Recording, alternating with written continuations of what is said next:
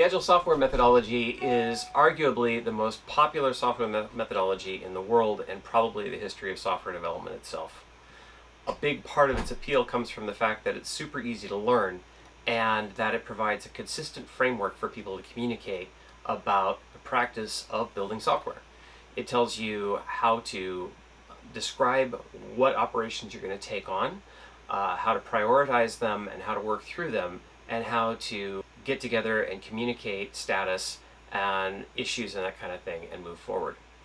You can get a Scrum Master certification in less than a day. It is that easy. Now, it is also very appealing because of the ideas that come with it.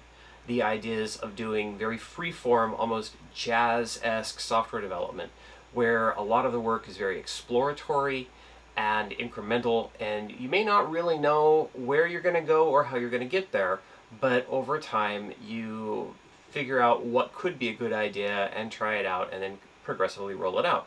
And there's this idea that you always have working software and that you make evolutionary and incremental changes.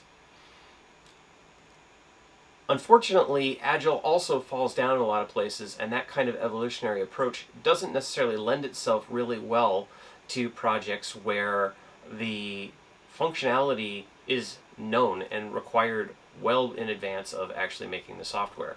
When you have fixed scope and a fixed timeline and a fixed budget, that kind of exploratory work doesn't really hold up.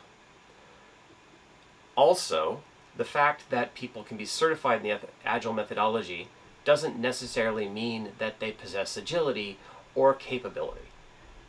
In the same way that you may know all the moves that chess pieces make, it doesn't mean that you're Kasparov. It doesn't mean that you're a chess master. There's a lot of training and practice and growth that have to happen in order to be able to execute on projects really well. And this is a lot of the stuff that I'm going to be talking about in the videos ahead and over the next few weeks, because this is an area where we can all grow and there's a lot we can learn together with. One last point is that a lot of companies that actually embrace the Agile methodology are emphatically not Agile, and they're very, very heavyweight, and it just goes to show that any process can be subverted to a specific agenda, including Agile. And I think that it's important to actually stop once in a while and reflect on the Agile Manifesto, which was written by a group of people who clearly knew how to work together and knew how to be nimble and get things done. When I read it, my heart sang. I felt like I was reading something from kindred spirits. We are uncovering better ways of developing software by doing it and helping others do it. Through this work, we have come to value individuals and interactions over processes and tools, working software over comprehensive documentation, customer collaboration over contract negotiation, responding to change over following a plan.